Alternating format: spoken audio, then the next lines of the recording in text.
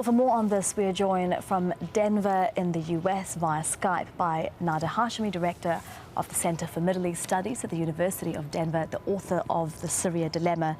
Mr. Hashemi, always good to have you with us on Al Jazeera. Thank you for joining us. Firstly, just how concerning is the use of these bombs anywhere in Syria, but let alone in Aleppo city, which we're seeing now? Well, there's a reason for why there is a UN ban on these type of incendiary weapons in civilian populated areas because of the toll that they take on human life.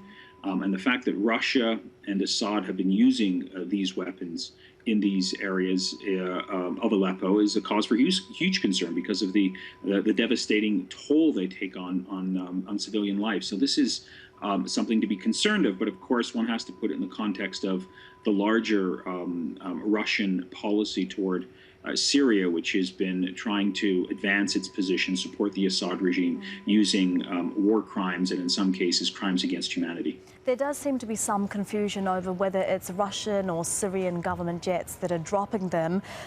Does it matter who it is? Well, ultimately, from the perspective of the civilians who are suffering, no, it really doesn't matter. But from the perspective of the international community, it absolutely does.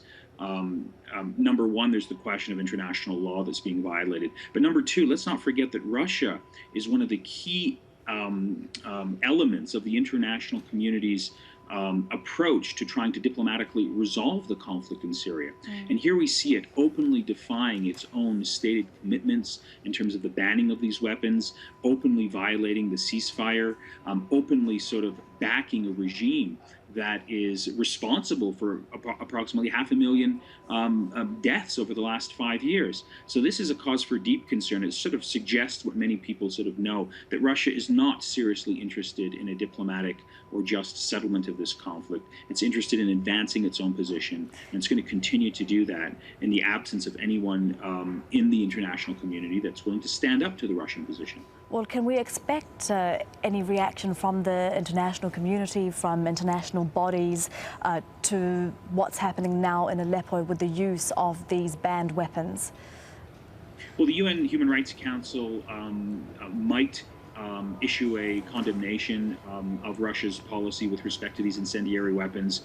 If this comes before the UN Security Council, Russia will veto the resolution. So no, nothing will happen of substance to ban these weapons and to ban the broader human suffering that's been taking place in Syria unless someone in the international community is willing to stand up and seriously challenge the Russian position and the Iranian position. What's happening right now, I suspect, with these incendiary weapons is that it's a prelude to an attempt by Russia, Iran, and Assad to overtake the entire city of Aleppo.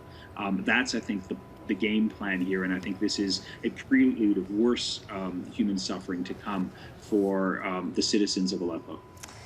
Nader Hashemi, Director of the Center for Middle East Studies at the University of Denver, joining us from Denver there. Thank you, as always, for your time. We appreciate it. Thank you. Thanks.